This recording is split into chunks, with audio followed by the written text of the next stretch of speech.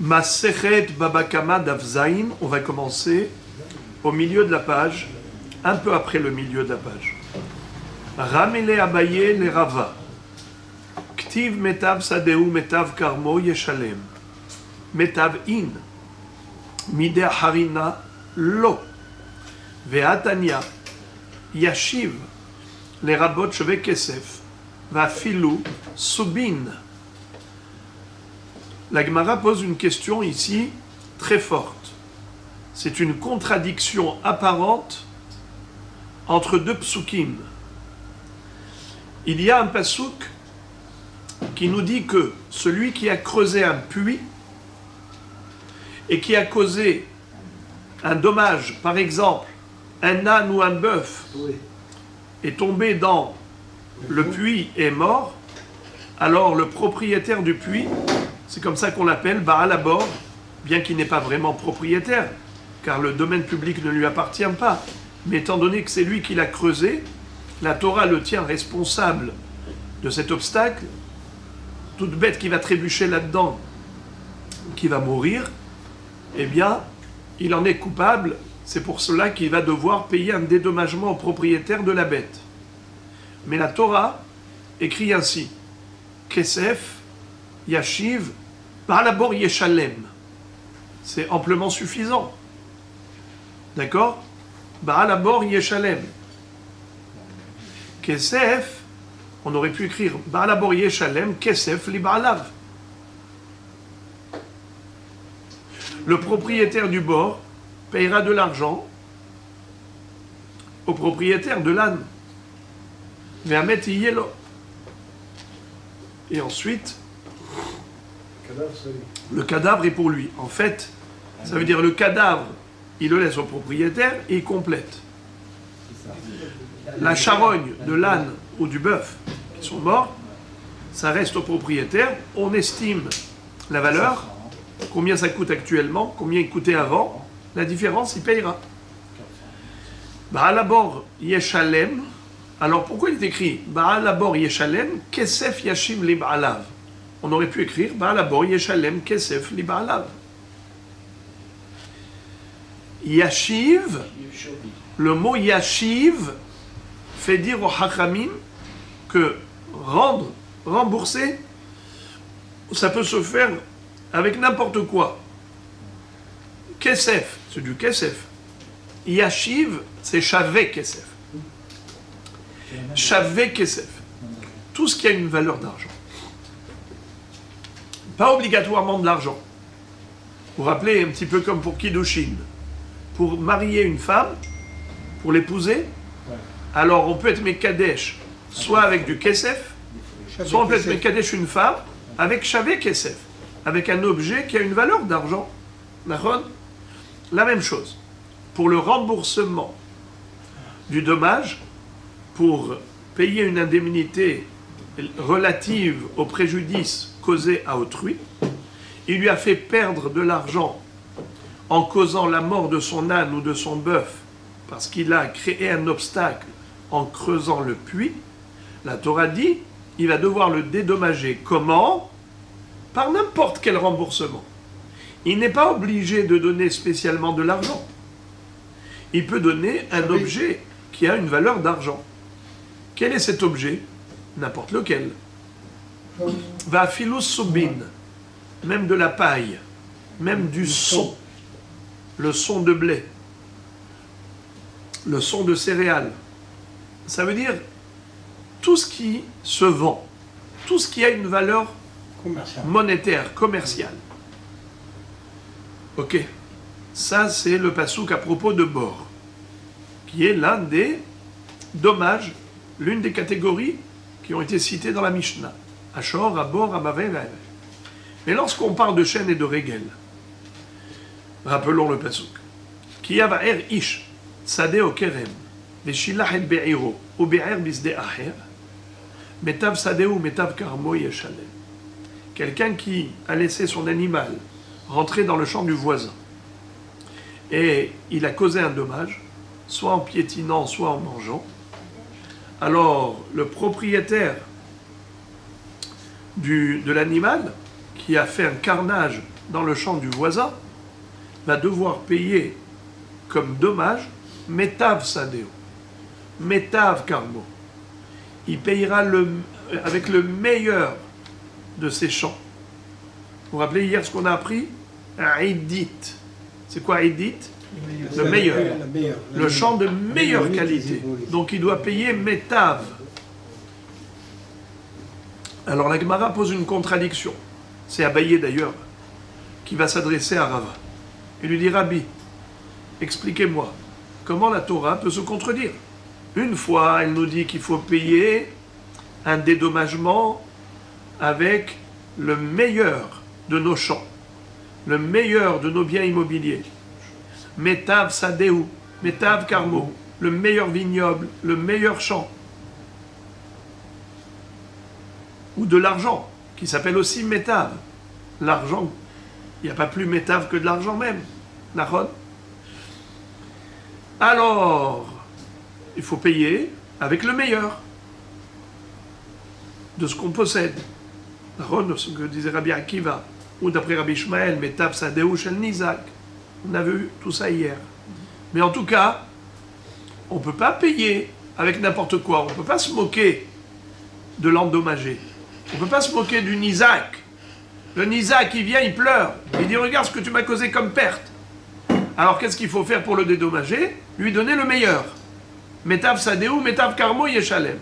Mais d'autre part, la Torah te dit à propos du bord, tu peux payer avec n'importe quoi. Même avec de la paille. Même avec du son.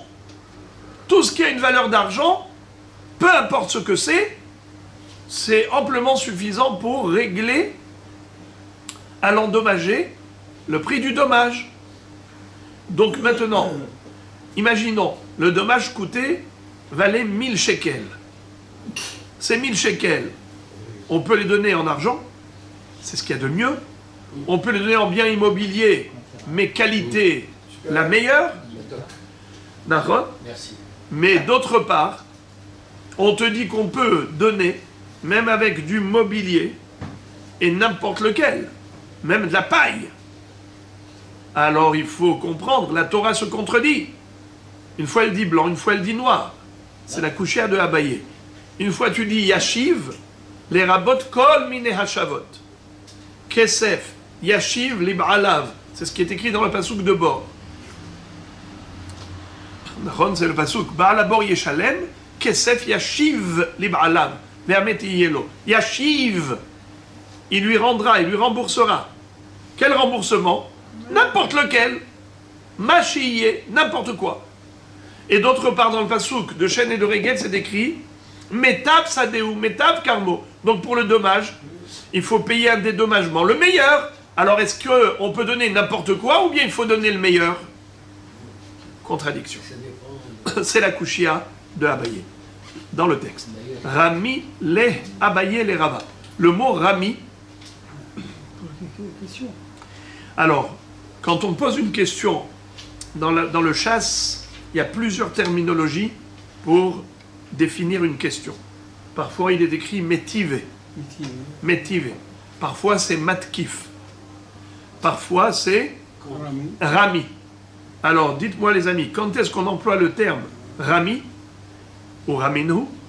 Quand est-ce qu'on emploie la terminologie métivé ou métive? Et quand est-ce qu'on dit matkif? Donnez-moi les définitions. Métivé, c'est quelqu'un qui va répondre à une objection à quelqu'un d'autre. Matkif, c'est un contre-attaqué. Métivé, c'est pas une réponse. Métivé, c'est une objection. Alors les trois, c'est des objections. Mais moi, je voudrais savoir quelle est la différence entre Rami, Matkif et Métivé. Quand est-ce que la Gemara emploie cette terminologie ou celle-là ou celle-là? Pour rétablir Du dédommagement. Pour rétablir le Moi, je veux que vous me parliez de manière générale, c'est-à-dire dans le chasse, dans tout le Talmud. On n'arrête pas de retrouver ces termes.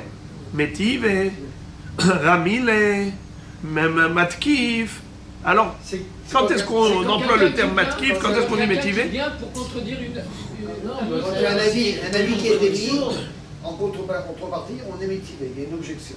On aura un avis qui a été donné. C'est-à-dire que l'avis est bon, mais il peut y avoir un autre avis. Voilà. Ça dépend de quoi on discute, Romain. Non. Aussi. Alors regardez, rappelez-vous, retenez ça pour la vie. Be'ezrat Hashem ad mea ve'esrim. Ad biat Mashiach tzidkenu. Métivé, c'est toujours une objection basée sur une citation. Lorsqu'on cite d'emblée, soit un pasouk, soit une Mishnah, soit une Baraïta. C'est-à-dire quoi? Lorsque l'objection, Et t'as pas- c'est que toi tu es en train de dire quelque chose, mais il y a un texte biblique ou talmudique qui te contredit. Tu ne peux pas contredire un pasouk.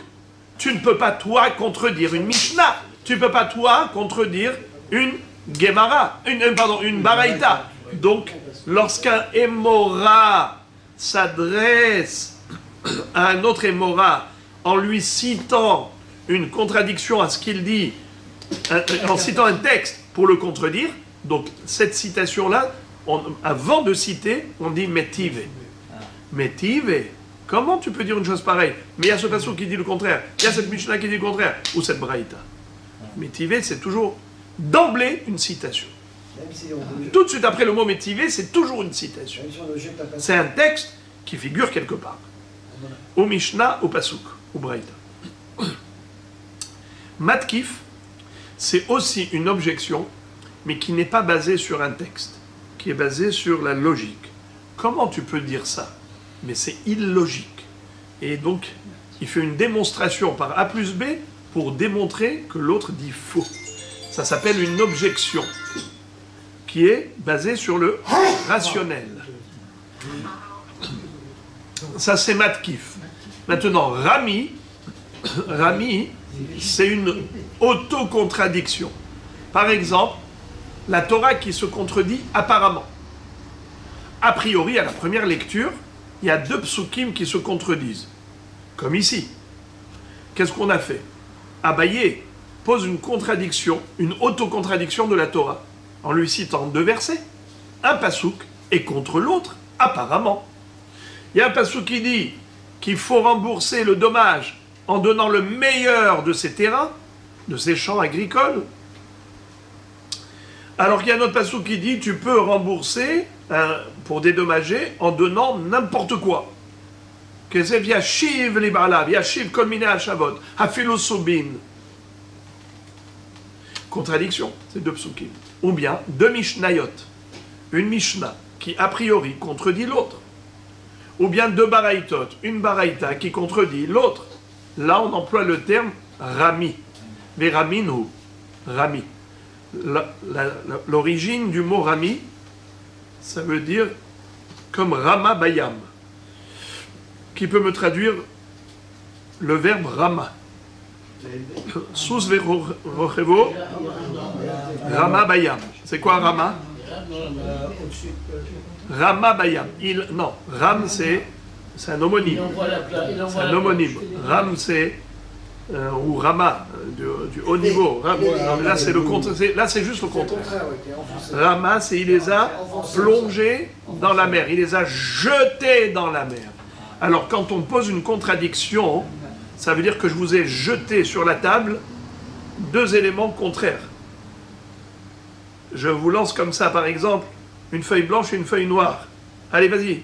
Comment tu peux comprendre ces deux choses? C'est quoi ce contraste-là? T'as un passou qui te dit blanc, t'as un passou qui te dit noir, mais ça va pas.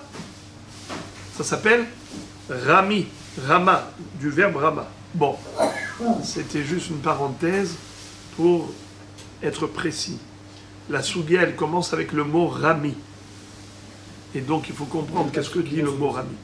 Rami, les, abaye les Rama. Ramé, si on veut être plus précis, Ramé, les, abaye les Rama. Abaye pose à Rava une autocontradiction de la Torah. Deux psukim qui disent l'un le contraire de l'autre. Ktiv, metav sadeu ou metav karmo yeshalem, metav in mida harina lo. Il y a un pasuk qui dit qu'il payera avec le meilleur de ses champs agricoles ou le meilleur de ses vignobles, de son vignoble. Metav, le meilleur, il doit donner. Mida harina, lo, mais il ne peut pas donner autre chose que le meilleur. Il ne peut pas s'acquitter avec n'importe quoi. Ve'atanya, pourtant il y a une braïta qui cite un pasouk, qui interprète un pasouk. Yashiv, les rabot shave kesef, va'filu subin. Le mot yashiv est de trop. La Torah aurait pu écrire Baal abor yeshalem kesef li ba'alav. Pourquoi elle a écrit Baal abor yeshalem kesef yashiv li ba'alav? Le mot yashiv est de trop.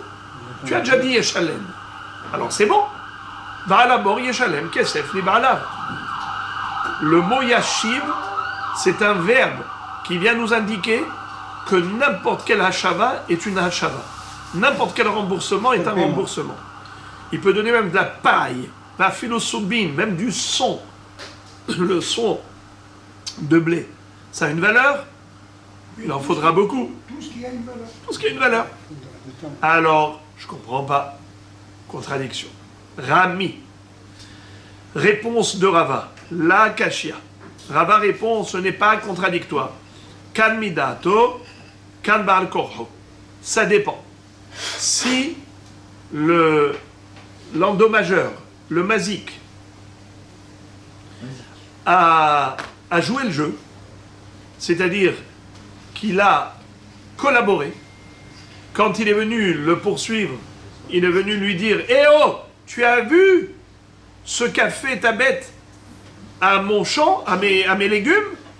Tu as vu ce qu'il a fait à ma vaisselle en porcelaine et tous mes vases de cristal? Tu as vu ce que ton bord a fait à mon âne et à mon bœuf? Tu as vu ?» Il lui dit « Ça va, ne crie pas, ne crie pas. Je te paye tout de suite. Il n'y a pas de problème. Combien ça coûte? Combien ça coûte? Le dommage, le préjudice financier, combien ça coûte? » On évalue, on estime. Il a dit combien? 6 000 shekels. Tiens, tout de suite. Alors dans ce cas-là, il peut lui donner même de la paille. Car il a joué le jeu. Car il a été collaborant. Mais si, quand il vient le voir, il lui dit « Eh, dis-moi, et alors, qu'est-ce qu'il y a? T'as mangé des légumes? Combien il faut que je te paye ?» Il lui dit « Voilà, 6 000 shekels. » Il dit « Ça va pas, non? Ça coûte même pas 400 shekels, ton histoire. Tu veux exploiter, là, une situation? Non, non, je te paye pas. Laisse tomber, je te paye pas. » L'autre le poursuit en justice, et il le traduit au tribunal, et après témoignage, évaluation, et ainsi de suite.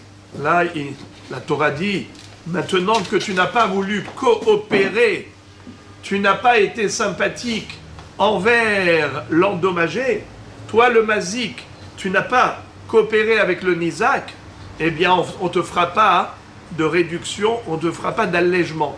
Tu ne vas pas pouvoir t'en sortir avec n'importe quoi. Tu ne pourras pas donner de la paille pour payer. Il faudra que tu rembourses avec le métal, avec le meilleur de tes champs ou le meilleur de tes vignobles ou avec de l'argent en espèces.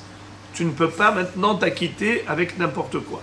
Voilà comment Rava a résorbé la contradiction entre les deux psukim.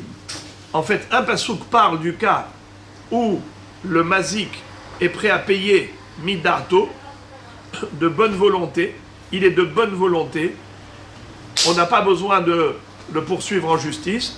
Dès que l'endommagé est venu lui réclamer l'argent, ou lui réclamer, pardon, le remboursement, il a tout de suite dit « oui, j'avoue, je dois ». Alors à ce moment-là, puisqu'il avoue, il peut s'acquitter en donnant n'importe quoi. Il peut s'acquitter en donnant même de la paille. Tandis que, au cas où c'était un mazik qui n'était pas du tout droit, quelqu'un qui n'avait pas de rectitude, il n'était pas dans le droit juridique, il n'acceptait pas les réclamations, eh bien celui-là, quand il est condamné au tribunal, eh bien il devra payer avec le meilleur des remboursements, Metav Sadeu, Metav Karmo Yeshalem. Ça, c'est la réponse de Rava à Abaye. Amar Oula Bere de Rav Ilai, Daikanami Dirtiv Yeshalem, Baal Korho. A priori, cette réponse est précise, elle est juste. Car nous voyons qu'à propos du Metav, il est écrit Metav Sadeu ou Metav Karmo Yeshalem.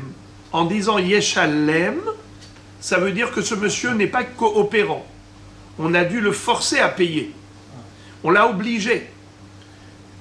Alors, comme ce n'était pas quelqu'un qui voulait payer de bon gré, il a fait malgré, Yeshalem, malgré lui il a payé, alors il faudrait qu'il paye avec le Metav. Mais si c'était quelqu'un qui était coopérant, si c'était quelqu'un qui, au contraire, de bon gré, était, merci beaucoup, était compréhensif et collaborait, alors dans ce cas-là, il ne payera pas Metav, il pourra payer même avec de la paille. Metav Sadeu, Metav Karmo, Yeshalem. Abaye réfute cette preuve. Amarle Abaye Miktiv Yeshulam, Yeshalem Ktiv, Midato Mashma. Je ne comprends pas comment dans le mot Yeshalem, tu vois la notion de malgré. Non, ça peut être aussi de bon gré. Yeshalem, ça peut être Yeshalem malgré lui, et ça peut être Yeshalem de bon gré. S'il était écrit Yeshulam, il se fera rembourser coûte que coûte. Alors là, je peux entendre que le mot Yeshulam fait allusion à quelqu'un qu'on a forcé à payer. Mais là, on ne voit pas le Baal Korho. Yeshalem, ça peut être Midato, ça peut être Baal Korho. Donc ce n'est pas une preuve. Abaye a donc réfuté la preuve qu'on a voulu apporter à Rava. Et là, Amar Abaye, Abaye lui personnellement, veut donner une autre réponse à cette contradiction apparente entre les deux psukim. Il y a un pasuk qui dit Metav, il y a un pasuk qui dit Yashiv. Ça veut dire qu'il peut payer avec n'importe quoi. Et il y a un pasuk qui dit qu'il doit payer avec le meilleur. Comment est-ce qu'on va résorber cette contradiction? Voilà ce qu'il dit pour résoudre. Et là, Marabaye, Kedemar. J'ai une idée.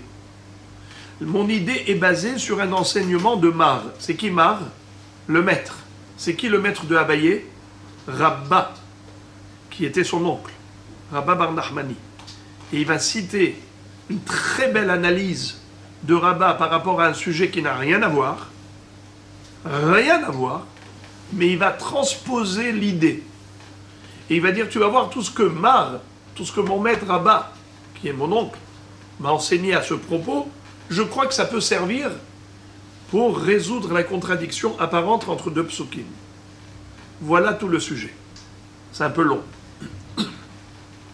Détania, il y a une braïta qui nous enseigne Hare shayulo batim sadot ou kramim ve'eno motze le mochran ma'achilin oto ma'aser ani ad mechetza.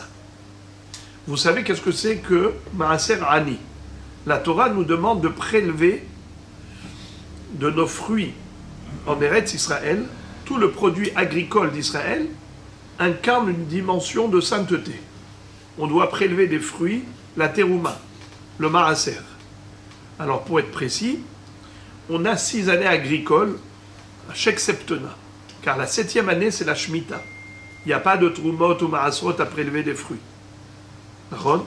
Tout est efker. Mais les 6 années agricoles sont soumises à la mitzvah de troumot ou maasrot. Mais comment? Qu'est-ce qu'on doit prélever exactement? Alors rappelez-vous la règle, c'est que dans 6 ans, dans 6 années agricoles, on a 2 cycles de 3 ans. 1, 2, 3, 4, 5, 6. 1 et 2, on prélève Teruma, Maaser Rishon et Maaser Sheni. 3, c'est Teruma, Maaser Rishon et Maaser Ani. Au lieu de Maaser Sheni, c'est Maaser Ani. La Teruma, on la donne au Kohen. Maaser Rishon au Lévi. Maaser Sheni, c'est les fruits qui sont sacrés. On les monte à Yerushalayim pour les manger là-bas. Si c'est trop lourd ou trop loin, on transfère la Kedusha à des fruits sur de l'argent. lequel sera apporté à Yerushalayim pour acheter des produits alimentaires qu'on consommera à Yerushalayim. Tandis que la troisième année, au lieu de Maaser Sheni, de manger à Yerushalayim ses fruits, on va prélever ce Maaser pour le donner aux pauvres. Ça s'appelle Maaser Ani. Donc le Maaser Ani est donné uniquement à la troisième année. Et qu'est-ce qu'ils font les pauvres la première et la deuxième? Hein? Eh bien, ils se débrouillent. Mais il n'y a pas de Maaser Ani. L'année 1 et 2, il n'y a pas de Maaser Ani. Ce n'est que dans l'année 3 que le Maaser Ani remplace Maaser Sheni. Deuxième cycle. 4, 5, 6. Quatrième et cinquième année, c'est pareil, c'est Maaser Sheni. Teruma, Maaser Rishon, Maaser Sheni. Naron, quatrième, cinquième année. La sixième année, c'est comme la troisième année. C'est-à-dire, Teruma, Maaser Rishon et Maaser Ani à la place du Maaser Sheni. Donc, la dîme pour les pauvres, c'est la troisième année et la sixième année de Seder. Qui est habilité à recevoir le Maaser Ani? Eh bien, c'est les Aniim, les pauvres. Mais qui est qualifié de pauvre? Celui qui n'a même pas 200 zouz. Celui qui n'a même pas 200 zouz. Alors maintenant, la question se pose.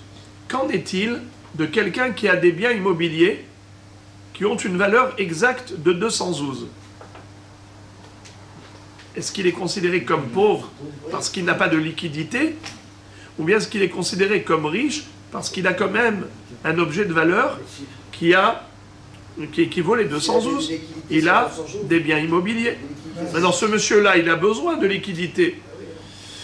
Mais il ne trouve pas d'acheteur. Il ne trouve pas d'acheteur. Lui, s'il avait vendu, eh bien, il aurait pu, par exemple, il a un champ agricole qui vaut 200 zouz, mais il ne trouve pas d'acheteur. Est-ce qu'il est considéré pauvre et donc il est habilité à recevoir le Maaser Ani, ou bien il est considéré riche et on ne peut pas lui donner le Maaser Ani, car il n'est pas Ani dans l'absolu. Alors regardez ce que dit la Braïta. Aresh ayulo batim, sadot ou kramim. Il avait par exemple une maison ou des champs agricoles ou des vignobles. Ve'eno motze le mochran. Il ne trouve pas d'acheteurs pour leur vendre. Machilimoto Maaser Ani ad mechetza. On peut lui donner Maaser Ani jusqu'à la moitié. Qu'est-ce que ça veut dire jusqu'à la moitié? Rashi explique que normalement, un pauvre, on peut lui donner d'ailleurs, imaginez-vous quelqu'un qui a 199 zouz. Il n'a pas 200 zouz, il a 199. Est-ce qu'il est riche ou il est pauvre? Pauvre. Combien je peux lui donner? Un et plus. Non, jusqu'à 1. Non. Chalem. Quelqu'un qui est pauvre, combien je peux lui donner? 200, je peux lui compléter jusqu'à 200. Figurez-vous que je peux lui donner 1 milliard. Voilà. C'est ça. Car au moment où il était pauvre, il était habilité à recevoir autant qu'on veut lui donner. Il est pauvre. On fait la tzedaka vis-à-vis d'un pauvre.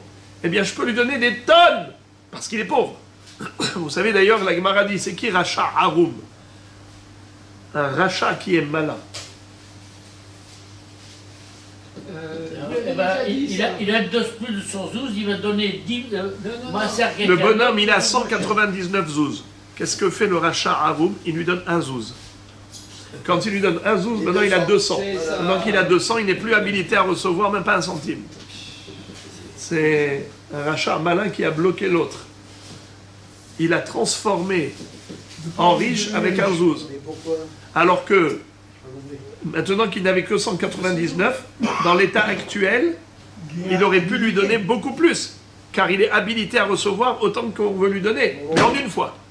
Car si on lui donne une fois, et on a complété, eh bien finish.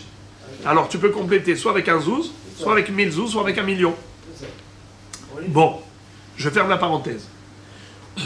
Ce bonhomme-là maintenant, il a des biens immobiliers, mais il n'a pas 200 zouz en liquide. Alors on a le droit de lui donner Maaser Ani jusqu'à la hauteur de 100 zouz. Pourquoi? car il a des biens immobiliers qu'il aurait pu vendre. Qu'est-ce que tu dis? Mais il ne trouve pas d'acheteur.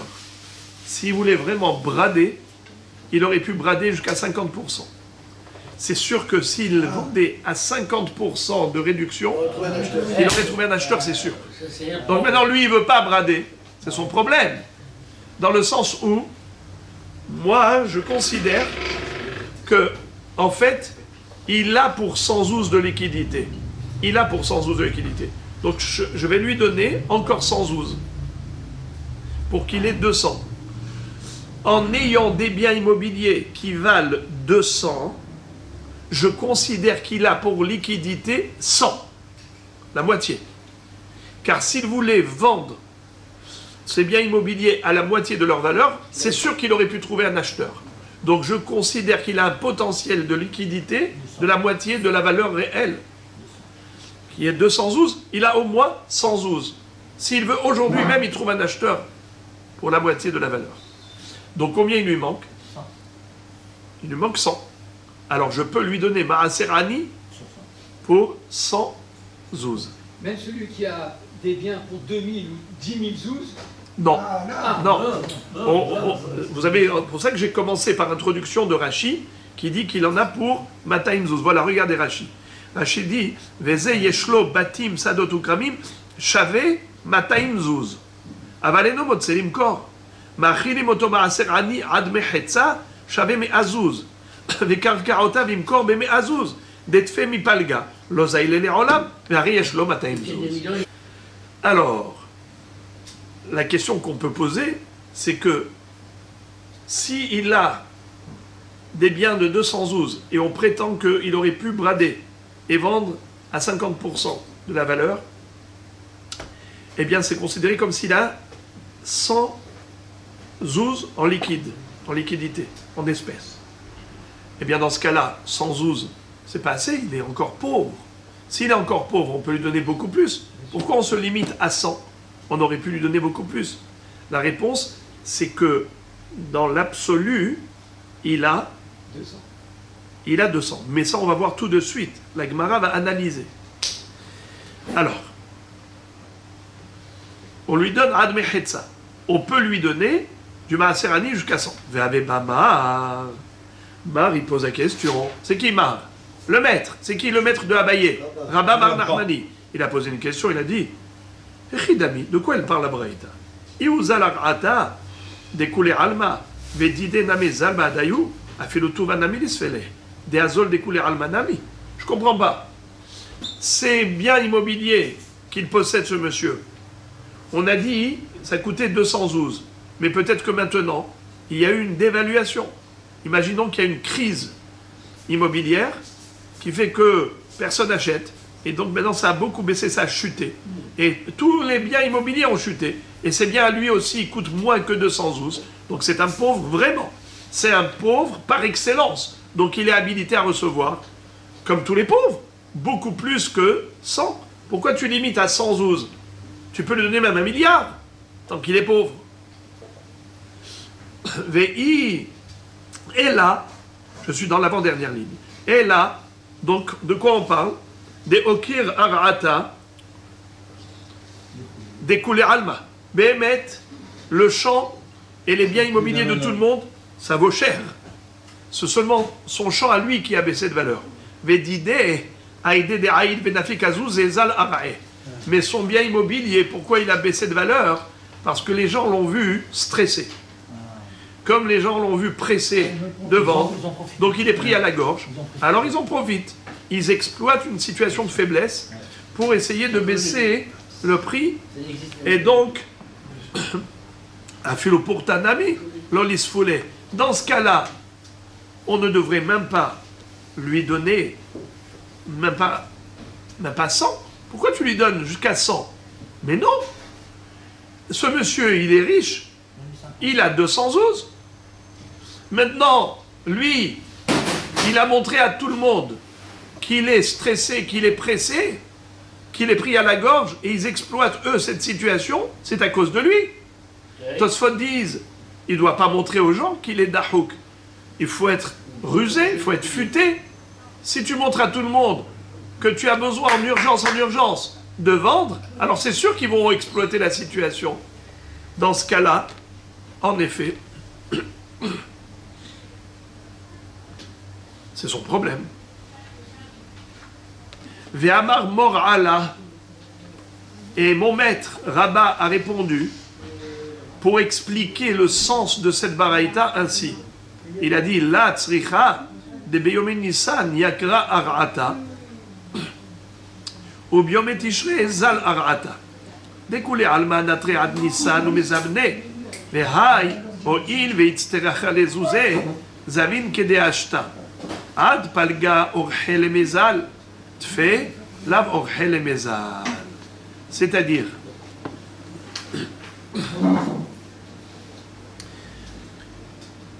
en fait, ce monsieur a des biens immobiliers qui valent 200 zouz.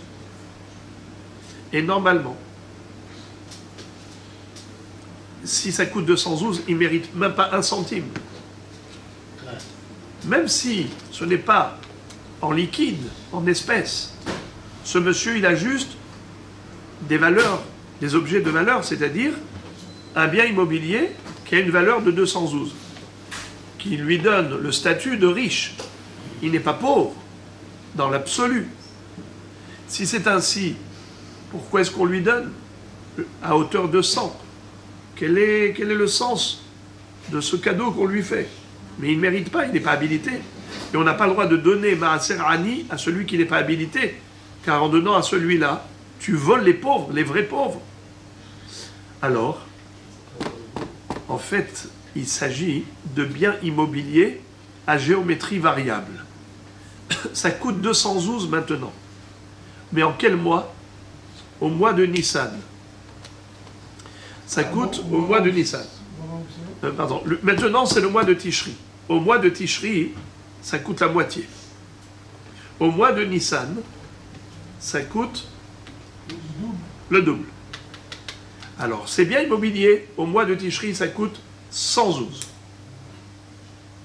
Au mois de Nissan, ça coûte 212. Maintenant, qu'est-ce qui fait la différence ?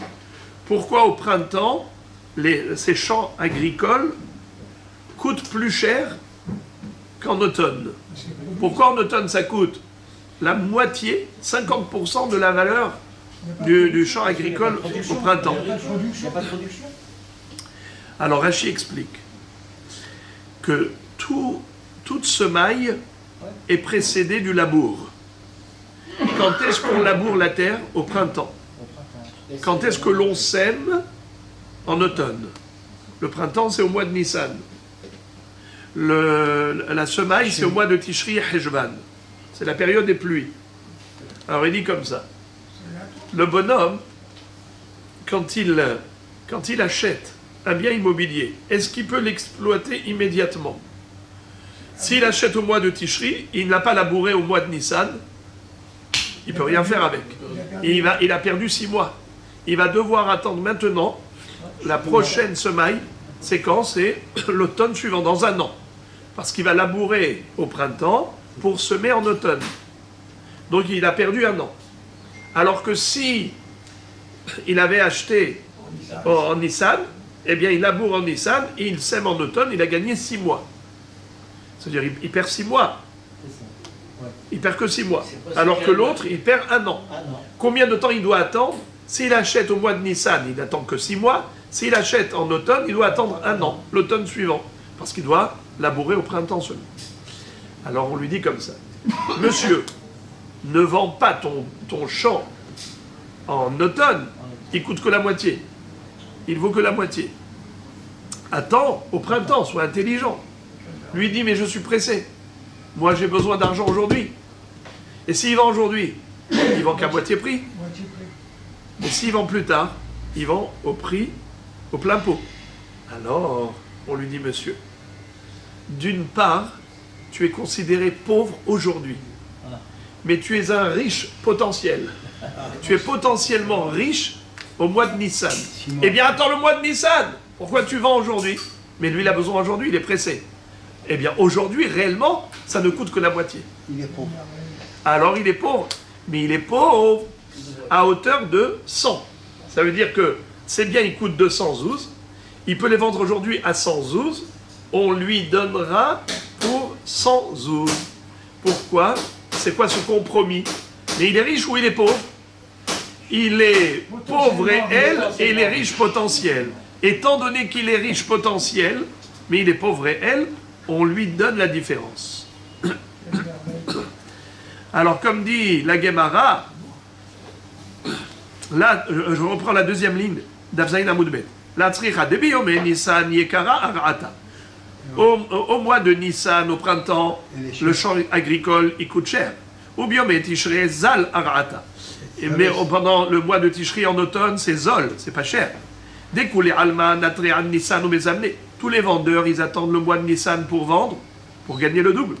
Vehaï, mais celui-là, il va les user, puisqu'il est pressé d'avoir des liquidités, il a besoin des liquidités en urgence, Zabin Kede Ashta.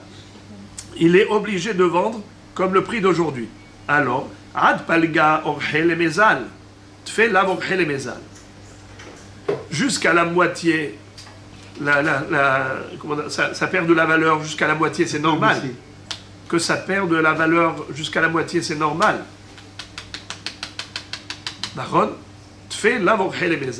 Mais ça ne peut pas perdre de la valeur plus que 50%.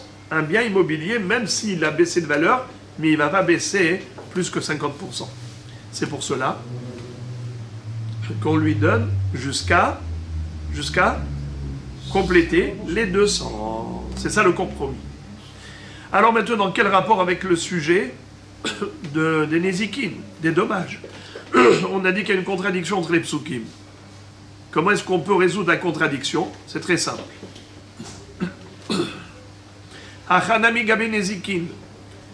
Dine be'idit. Normalement, il faut payer avec le meilleur de ses champs. C'est ce que la Torah dit, Metav Sadeu, Metav Karmo.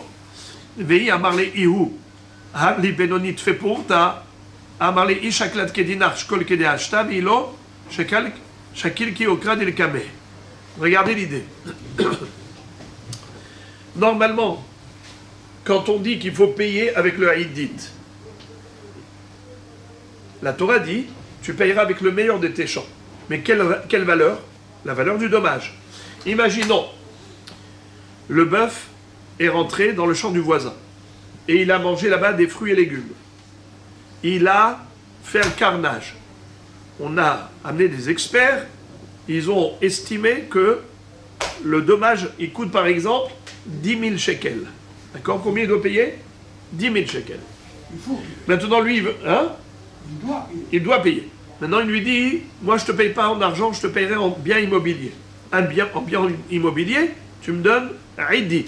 On a déjà expliqué le terrain de meilleure qualité. Metav Sadeu. Pas du Benoni ou Zibourit. Il donne Haïdit, meilleure qualité.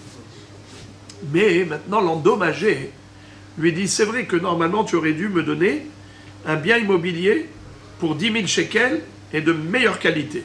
Mais tu sais quoi? Moi, ça m'arrangerait que tu me donnes justement un terrain qui n'est pas de bonne qualité, mais celui-là, plus grand, surface plus large, mais tu sais pourquoi? Ça m'arrange parce qu'il est mitoyen de mon champ. Je voudrais que tu me donnes celui-là, parce que quand moi j'apporte mes bœufs et ma charrue, je pourrais faire d'un trait tout le travail du labour et de la semaille d'un trait. Donc ça m'arrange. Au lieu que de me donner un champ de bonne qualité, mais qui se trouve là-bas, très loin, je voudrais qu'il soit proche, qu'il soit mitoyen de chez moi, mauvaise qualité, mais plus grand. Alors regardez ce qu'il lui dit l'autre. Il lui dit, écoute, si je te donnais, comme la Torah le demande, Metav Sadeu, Ridit, je t'aurais donné au prix réel, au prix actuel. Je t'aurais donné au prix actuel. Mais maintenant, imaginons par exemple, maintenant on est au mois de Tishri. On est au mois de Tishri. Ça coûte pas cher. Ça vaut moins cher. Ça vaut moins cher. Alors maintenant, 10 000 shekels, il doit lui donner un Haïdit de très bonne qualité, un grand terrain. Un grand terrain. Le double. Mais l'autre, il lui dit, je veux pas. le Idit, je veux Zibourit. Il dit Zibourit, dans ce cas-là, je voudrais te compter le Zibourit au prix de Nissan, où ça coûte le double. Tu veux maintenant faire le gâté, le capricieux. C'est toi qui choisis. Alors maintenant, tu veux que je te donne autre chose que ce que la Torah m'a imposé. La Torah m'a imposé Idit. Tu veux pas toi du Idit. Tu veux Zibourit. Donc c'est autre chose. Tu veux autre chose. De la même façon que toi, tu as une exigence, moi aussi j'en ai une. C'est qu'on va calculer le tarif, le prix de ce champ, non pas au prix actuel, qui est 50%, mais au prix futur du mois de Nissan, où ça coûte double. Alors, dans ce cas-là, il peut lui imposer ce qu'il veut. Il lui impose ce qu'il veut. Kesef Yashiv. Alors maintenant, voilà comment on a résorbé et résolu la contradiction. Le passou qui dit paye Metav, c'est quand il paye Idit, c'est selon le prix actuel, qui est 50% du prix d'immobilier classique. Mais si l'autre, il fait le capricieux, il veut juste le Zibourit qui est à côté, alors dans ce cas-là, il peut lui aussi lui dire, eh bien dans ce cas-là, si c'est pas du Idit que je te donne, c'est de la Zibourit, je voudrais que ce soit au prix, non pas d'aujourd'hui, mais le prix fort du mois de Nissan, pas le prix d'aujourd'hui au mois de Tishri. Et donc il peut lui imposer ça. Yashiv, il peut faire ce qu'il veut, le bonhomme. Yashiv, le principal, c'est qu'il a remboursé, même si c'est ce qu'on appelle une valeur potentielle du mois de Nissan. Mais c'est quand même une valeur, même si c'est que potentiel, il peut lui imposer ça. Voilà comment Abaye a résolu la contradiction des psukim. Vous entendez? C'est beau, mais c'est faux. C'est ce que lui prétend, c'est ce que prétend Rav Aha bar Yaakov. Il lui dit, Matkifla, Rav Aha bar Yaakov. Rabotai, qu'est-ce qui est écrit ici? Matkif. Qui peut me rappeler quand est-ce qu'on utilise le mot matkif? Quand c'est pas il y a une citation logique. Ah non, c'est Bravo! Objection basée que sur la logique. Un Émora qui s'adresse à un autre Émora lui dit ce que tu dis, ce n'est pas logique. Matkifla Rav Aha bar Yaakov, il lui dit, eh bien, c'est pas logique ce que tu dis. Im kenora ata kohan shel nezakin etzel benonit veziburit derahamana mar mimetav mais atamart mi benonit veziburit namelo. Il lui dit, mais c'est le monde à l'envers. Tu as renversé la vapeur. La Torah cherche à favoriser l'endommagé. Et toi, tu es en train de favoriser l'endommageur. Qu'est-ce que ça veut dire la Torah cherche à favoriser l'endommagé? C'est qu'elle a dit, la Torah a dit, il a même le droit au Idit.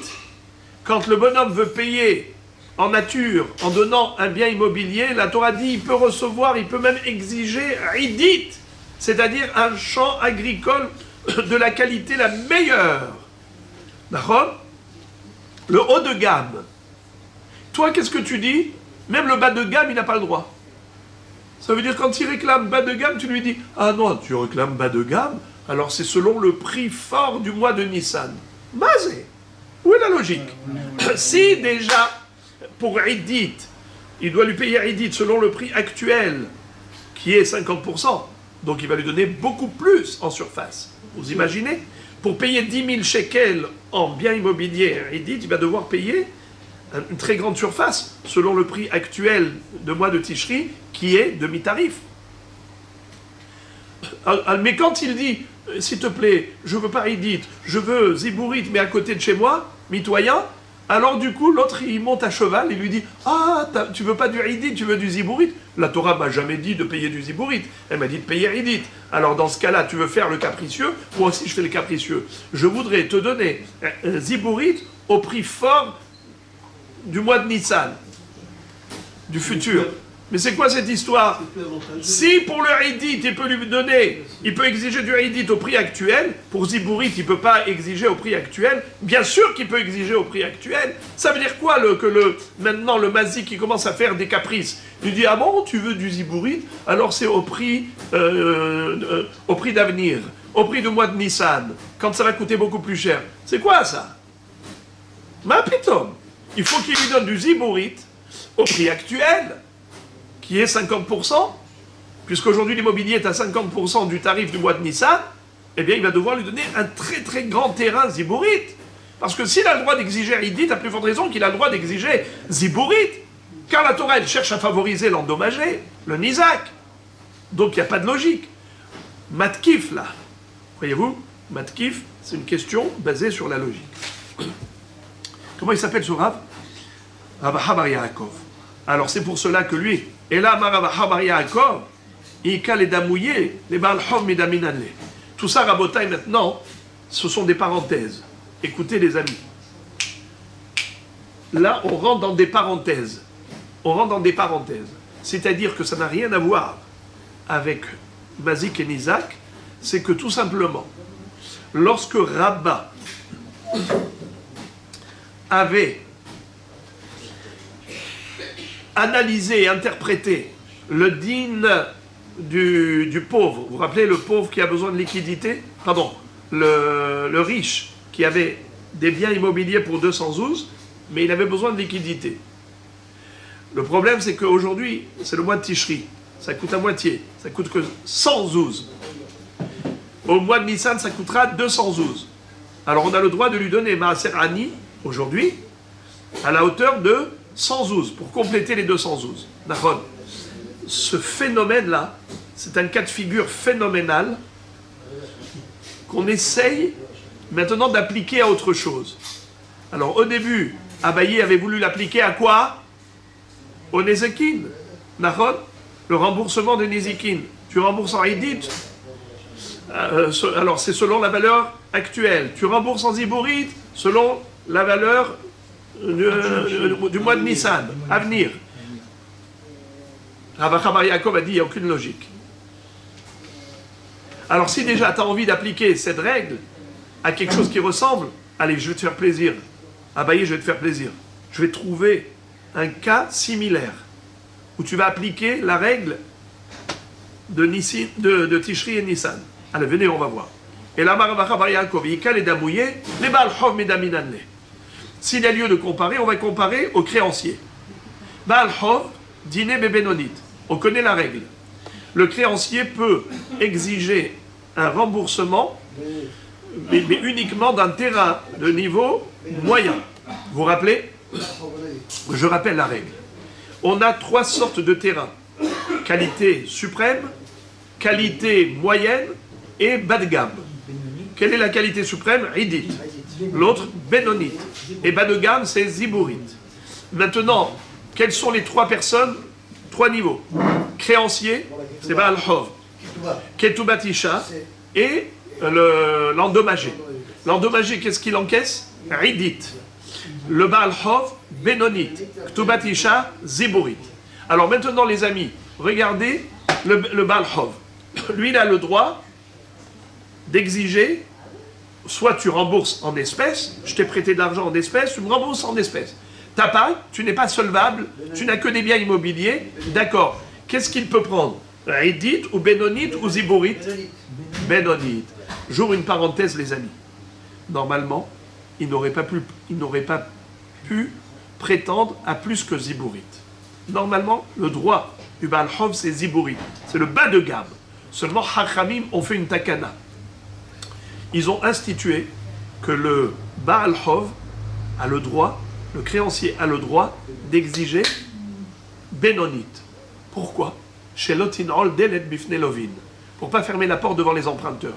Car si les créanciers vont se dire, tu t'imagines, le bonhomme il fait faillite, il n'a plus de liquidité et il ne peut plus me rembourser.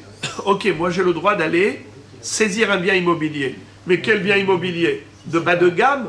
Alors il va se dire depuis le début, je ne prête pas. Depuis le départ, le bonhomme ne va jamais prêter. Donc, si les créanciers sont dissuadés, il n'y a plus de prêt, tu bloques le marché économique.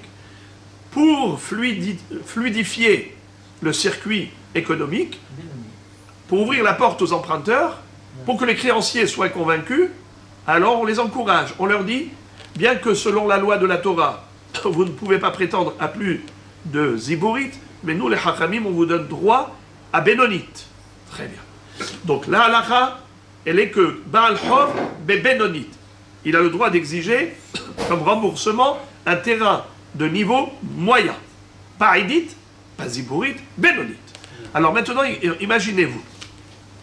Bal Hodine Bebenodit. I amarle, Havli Ziburit Feporta. Amarle, I Shaklat Kedinar Shekol Kedehashta. Mais I Lo Shakil Kiokra Delkame. Imaginons le créancier vient voir l'emprunteur et lui dit Mister, rembourse-moi. Il lui dit je n'ai pas d'argent pour te rembourser. Enli Kesef, je n'ai pas d'argent.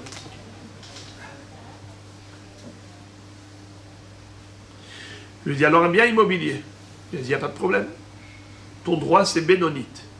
Il lui dit oui, mais moi je ne veux pas cette bénonite là-bas. Moi je veux une zibourite ici, parce que c'est mitoyen à mon champ. Ouais. Je vois pas. Alors il lui dit ah bon, il n'y a pas de problème, mais attention, tu fais des caprices, moi aussi. C'est quoi?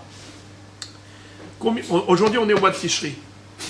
Ça coûte 50% de mois. La zébourite. Ça veut dire qu'aujourd'hui ça coûte moitié prix. Dans 6 mois, elle va Si faire tu veux le double. attendre, si j'attendais dans 6 mois, au mois de Nissan, ça coûte le double. Et donc je te donnerai un champ plus petit. Écoute bien. Si tu veux que je te donne ce champ-là à côté du tien, qui est zébourite, Moitié plus. eh bien, je te donnerai au prix de mois de Dans Nissan. 6 mois. Comme si le champ avait une valeur double. Ah oui. Donc, c'est Comme si le champ avait une valeur double. Donc je vais lui donner la moitié du champ. C'est pas une zébourite. Zibourite, c'est la qualité. La qualité, oui. Est-ce que c'est un terrain rocailleux ou un terrain fertile? Oui. En attendant, Alors, on ne parle pas maintenant de Ah oui. de prix, on parle de qualité de terrain. Alors, il a dit, au prix fort du mois de Nissan, là, il peut faire le capricieux. C'est comme ça que l'emprunteur peut dire au créancier, si tu acceptes Bénonite là où je veux, très bien. Si tu veux Davka, que je te donne Zibourite à côté de chez toi, Au prix dans 6 mois. mais dans mes conditions à moi, c'est-à-dire le prix fort d'avenir, au prix fort du mois de Nissan, pas au prix actuel du mois de Tishri qui est 50% du tarif. Alors là, ça marcherait. C'est beau, Rabotai, c'est beau? Est-ce que ça vous plaît? C'est beau, mais c'est faux, nous dit Ravaha Bere de Rabika. Regardez. Et là, à Marley, Matkifla Ravaha Bere de Rabika. Quand est-ce qu'on dit Matkif? Quand on a une objection basée sur la logique. Il lui dit, c'est quoi cette logique-là? Mais si tu penses que l'emprunteur peut faire le capricieux devant le créancier, eh bien les créanciers ne prêteront plus d'argent. Tu vas fermer les portes devant les emprunteurs. Plus aucun riche ne voudra prêter aux autres. Parce qu'ils vont se dire, tu t'imagines, si finalement il n'est pas solvable, et je vais devoir venir saisir un bien immobilier, il va commencer à me faire des caprices. Quand moi je vais lui demander le bien immobilier à côté du mien, il va me dire, ah non, si je te le donne, alors c'est au prix d'avenir, au prix de Nissan, qui est le prix double. Alors les créanciers, ils seront dissuadés, découragés, ils ne voudront plus prêter. Et les Chachamim ne veulent pas bloquer le marché économique. Au contraire, ils ont cherché à fluidifier. La preuve, c'est qu'ils ont dit Baal Hov Bebenonit. Alors le bonhomme maintenant ici, Baal Hov, qu'est-ce qu'il dit? Il dit, je veux une zibourite, mais à côté de chez moi. Alors l'autre, il commence à lui faire des grimaces, à poser des conditions. Dans ce cas-là, tu es en train de bloquer l'affaire, de bloquer les prêts. Alors Rabotai, c'est pour cela qu'il réfute. Qui est-ce qui réfute qui? Rav Ahabere de Rav Ika réfute Rav Ahabere de Rav Yaakov. C'est pas les mêmes. Non, non, ouais, mais. Rav Ahabere de Rav Ika réfute Rav Ahabere de Rav Yaakov. Et donc il donne, il dit comme ça. Ika les damouillés. Si Abaye a envie de faire une comparaison entre le sujet de Rabba, c'est-à-dire l'histoire de Maaser Ani avec les biens immobiliers de Tishri, Nissan, qui doublent de valeur et ainsi de suite, si tu as envie d'appliquer cela à quelque chose, eh bien je vais te dire à quoi. Tu peux comparer à la Ketouba. Tu peux appliquer cette règle au niveau de la Ketouba. Regardez. Ika les damouillés, les Ketoubat Isham et Damina. C'est à la Ketouba de la femme qu'on peut comparer ce sujet. Deha Ketoubat Isha, Dina Beziborit. La Ketouba On peut payer même Bézibourit. Rabotaï, c'est quoi Ketoubat Isha Bézibourit. Qui peut m'expliquer? Mon cher. Lorsqu'un homme a divorcé, il doit payer à son épouse la Ketouba. S'il n'a pas d'argent liquide, alors elle peut saisir ses biens immobiliers. Lequel bien immobilier elle peut saisir? Aïdit, Benonit ou Zibourit? Le moins cher. Bravo. Mais pourquoi Zibourit? Pas moins cher, pas moins cher. Moins bonne qualité. Parce qu'il y a des terrains rocailleux, il y a des terrains fertiles. Alors, le terrain Zibourit. Mais pourquoi elle n'aurait pas le droit au... Parce que c'est comme ça. Parce que, normalement, un Baal Hov, aussi, c'est Zibourit.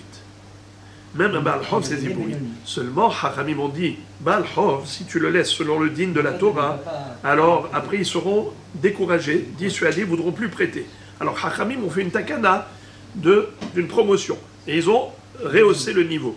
Mais pour la femme, c'est pas pour autant qu'elle ne voudra pas se marier. La femme, elle cherche à se marier, c'est pas parce que la ketouba, elle est bézibourite qu'elle sera dissuadée pour le mariage. Donc, puisqu'il n'y a pas de crainte, alors on laisse le din de la Torah qui est zibourite. Din à bézibourite. Vei amrale ihi havli benonit batsir pourta, amarla isha kalt kedinach kol kede ashta, veilo shakle ki yokra del kameh. C'est-à-dire,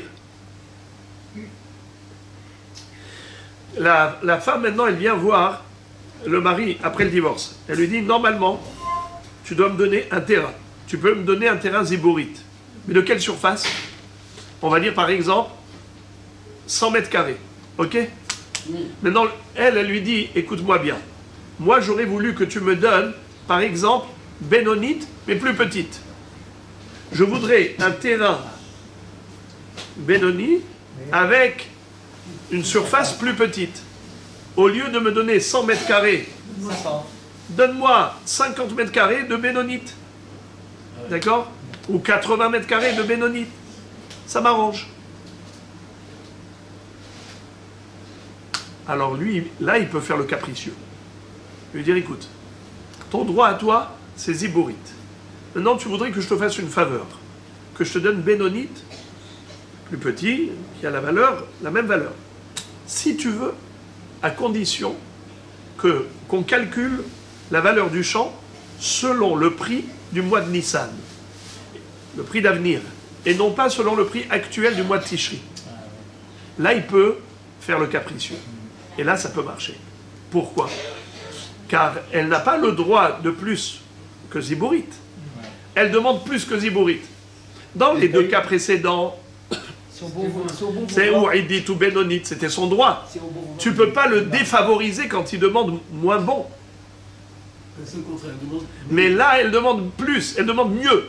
Alors quand elle demande mieux, c'est-à-dire un karka qui n'est pas Zibourite mais qui est Bénonite, alors dans ce cas-là, de la même façon qu'elle lui demande à lui de faire un effort, lui aussi demande à elle de faire un effort. C'est-à-dire, moi je donnerai au quai Bénonite, mais au prix d'avenir.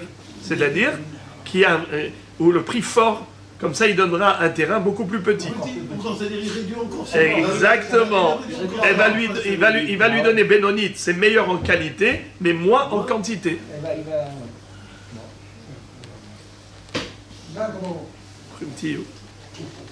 On va juste terminer le sujet avec ces deux mots. La Gemara pose la question, elle dit Mikol Makom Kashia. Mais qu'est-ce qu'on fait avec la contradiction avec les psukim? Amar Rava, Kol diahivle mi metav litivle. Rava donne une réponse. Il dit, tu sais quoi? Metav Sadeh ou Metav Karmo? Eh bien, dans tout ce qu'il donne, il faut qu'il donne le meilleur. Par exemple, il va donner de la paille. Et lui, il a plusieurs catégories de paille. La meilleure paille qu'il possède. Kol mile diahiv mi metav yahiv. Si par exemple, il va donner un meuble, alors sur tous ces meubles, il donnera le meilleur. S'il va payer en voiture, il a plusieurs voitures, il donnera la meilleure. S'il donne un téléphone, il a plusieurs, il donnera le meilleur. Kol mile diahiv mi metav yahiv. La Gemara dit, ma pitom. Vea metav sadeh ou ktiv. Le mot metav, on le retrouve que par rapport à sadeh, c'est que par rapport à sadeh, à un bien immobilier, à un champ agricole. C'est là où nous retrouvons la notion de metav, du meilleur. On n'a jamais vu le meilleur par rapport à du mobilier. C'est uniquement par rapport à l'immobilier. Donc, comment tu as résolu la contradiction? Vous avez compris comment il voulait résoudre la contradiction. D'une part, il est écrit métave. D'autre part, il est écrit yashiv afilosoubin, même de la paille. Alors, c'est de la paille ou le meilleur? Et il dit, même si tu payes de la paille, c'est le meilleur, la meilleure paille. Alors, c'est pas contradictoire, c'est complémentaire. La Gemara dit, c'est pas possible. Car métave, c'est relatif à sadéou. La Torah n'a jamais exigé le meilleur pour du mobilier. C'est uniquement pour l'immobilier qu'elle a exigé le meilleur. Donc ta réponse, elle ne fonctionne pas. Et là, qui a taraf papa veravuna bere de Rabbi Yoshua mi berav pirshua. Kol mile metavu. Ils ont répondu. Et ils ont dit,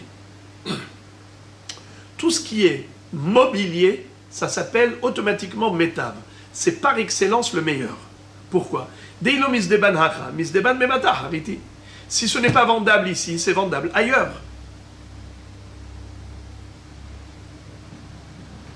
Les bar me'ara, delitivim metav, qui écrit delikpots alas bina, à l'exception de l'immobilier. Tu ne peux pas transposer, tu ne peux pas transférer un bien immobilier ailleurs. S'il n'est pas vendable ici, il n'est pas vendable. Pour le mobilier, c'est toujours considéré métave. Pourquoi?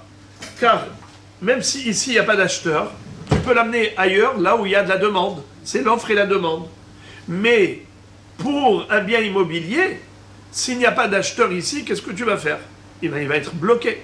C'est pour cela qu'il faut lui donner un idit, la meilleure qualité de champ agricole, de manière à ce qu'il puisse vendre. You understand? Parce que si ce n'est pas vendable ici, eh bien ce sera vendable nulle part. C'est pour ça qu'il faut rembourser en donnant un terrain de qualité suprême, qualité meilleure, pour qu'il puisse récupérer son argent, ce monsieur, qu'il puisse vendre le haïdit pour se faire rembourser le dommage. Parce que tu l'as endommagé, tu lui as donné un champ immobilier, il doit se casser la tête déjà de le vendre, alors au moins que ce soit facile à vendre, étant de meilleure qualité. Bon, prime-type.